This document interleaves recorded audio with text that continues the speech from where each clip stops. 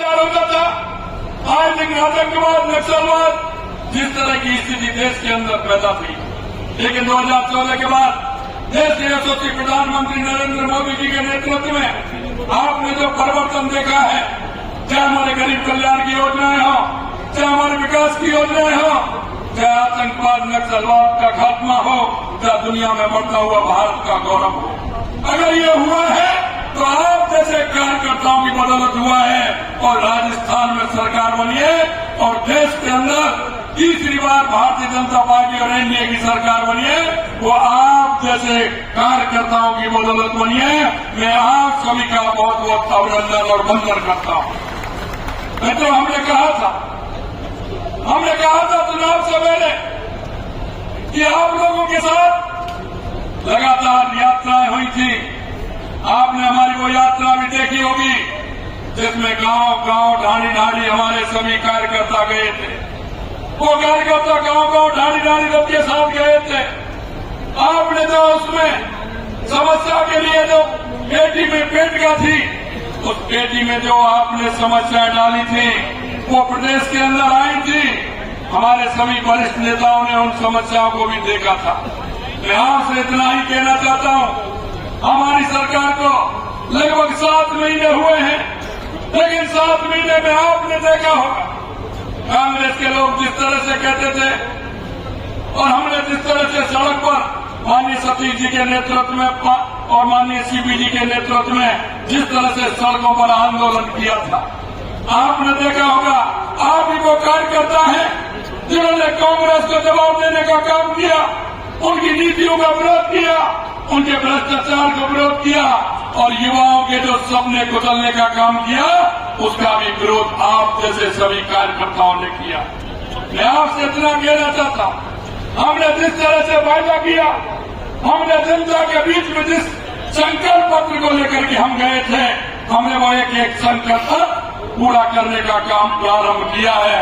और आपने देखा है कि हमने हमारे 7 महीने के कार्यकाल में 45% से ज्यादा उन संकल्प पत्रों को पूरा करने का काम हमने किया है।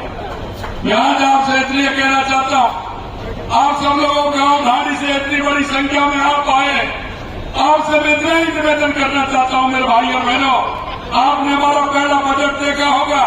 हमने जो वायदे किए थे और हमारे जनप्रतिनिधियों ने जो हमसे कहा था, वो हमने आपके बीच में करके दिखाया है। हमने वो आमजन की समस्या जिनसे आमजन त्रस्त था, 5 साल आपने जो संघर्ष किया था, उस संघर्ष की इबादत के कारण हम कह सकते हैं कि आज 5 साल में जो इबादत आपने लिखी थी, उसका परिणाम धीरे धीरे आपको मिल रहा है। मैं यही कहना चाहता हूं, आज हमने जो बजट दिया है, हमने जो घोषणाएं की है, वो एक आपके सामने है। हमने कहा था कि युवाओं के साथ धोखा देने वाली उस सरकार को हम किसी भी तरह से उन पेपर लीक वालों को नहीं बख्शेंगे।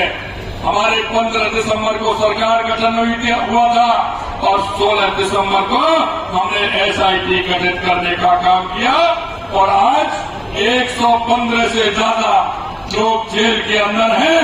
और आने वाली स्थिति अभी आपने देखा होगा, विधानसभा के अंदर हमारे प्रतिपक्ष के नेता ने कहा था मछली तो पकड़ ली, अभी मगरमच्छ बाकी है। मैंने कही चिंता मत करिए, वो मगरमच्छ भी जल्दी आने वाले हैं, ये मैं आप लोगों को विश्वास दिलाना चाहता हूं।